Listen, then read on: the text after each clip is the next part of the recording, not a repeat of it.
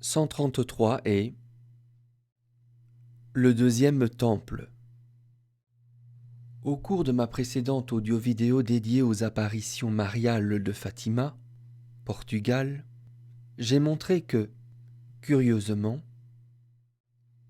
la première avait eu lieu le dimanche 13 mai 1917, ou le 133e jour d'une année commune qui, dans le calendrier, composait une série de 3 alternantes avec une dite bissextile, parce qu'un 29 février y avait été ajouté.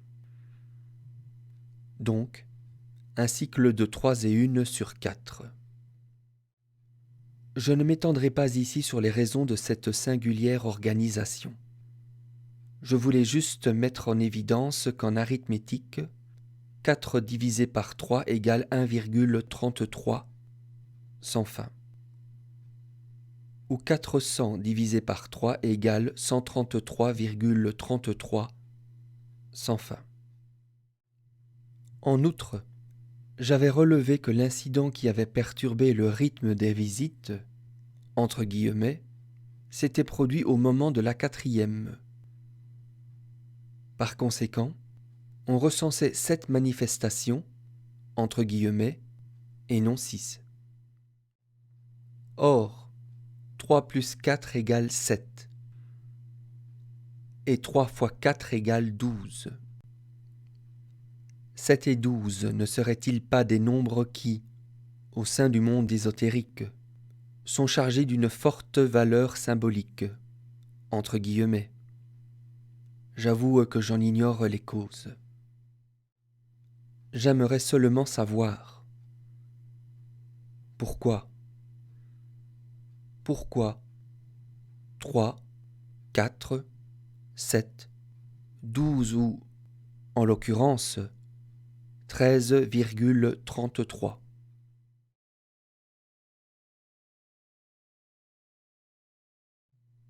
En Asie,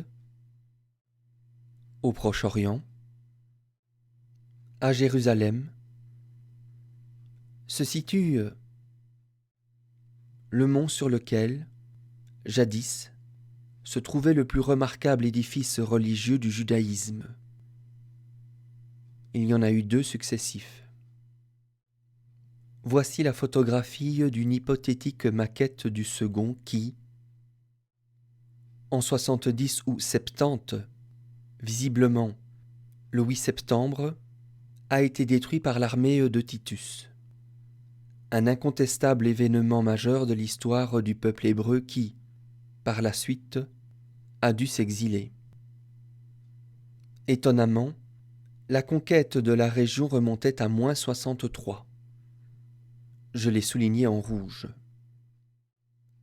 Et, dans cet article, on peut également lire que Pompée a violé le Saint des Saints. 63 plus 70 ou 70 égale 133. Me serais-je trompé en les additionnant ? Si l'on a gardé en mémoire les informations sur Notre-Dame du Rosaire de Fatima que j'avais antérieurement publiées, comment ne serait-on pas surpris de constater que les vies de la Vierge et du Christ se sont déroulées entre 2 importants chocs militaires qui ont opposé, et, d'une certaine façon, liés, Rome à Jérusalem, et qui étaient éloignés de 133 ou 132 ans. De nouveau, je vous invite à le vérifier vous-même. Sauf erreur de ma part, j'en ai compté 132, mais si l'année 0 avait existé, j'aurais atteint 133. Néanmoins, on a bien 7 fois 9 d'un côté et, de l'autre, 7 fois 10. Concernant les dates des faits, malheureusement, elles varient légèrement en fonction des sources. Toutefois, on retiendra le mois de septembre 70 ou 70. Et, apparemment, Le sacrilège de -63 est aussi survenu pendant cette période. Plus exactement, lors de la fête des expiations. Certes, il ne faut pas oublier les différentes modifications de notre système officiel de mesure de ce que nous percevons comme l'écoulement d'un temps, notamment celle de Jules César en -46. Le débir, ou Saint des Saints, était la partie la plus centrale du temple de Jérusalem.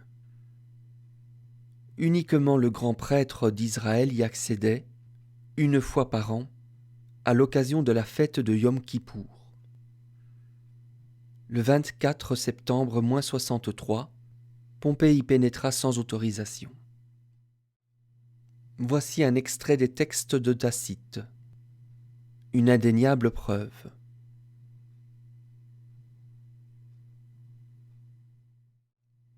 Et une petite explication de Yom Kippour.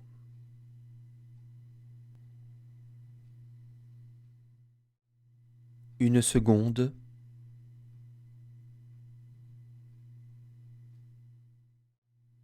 Étrangement, le premier empereur est presque né à l'heure où le rival de son grand-oncle maternel profanait l'endroit le plus vénérable du monothéisme juif. Auguste n'a-t-il pas incarné l'apogée de l'antique puissance de la ville éternelle? Ne serait-ce pas une amusante concomitance?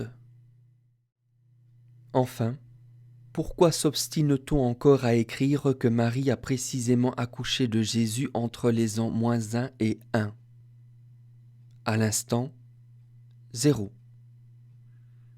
Et, de cette manière, cela ne pouvait pas être un 25 décembre. D'autant plus qu'on exhibe volontiers cette incohérence. Jésus de Nazareth est né entre les ans 7 et 5 avant Jésus-Christ. En revanche, naissance entre 7 et 5 avant l'ère commune.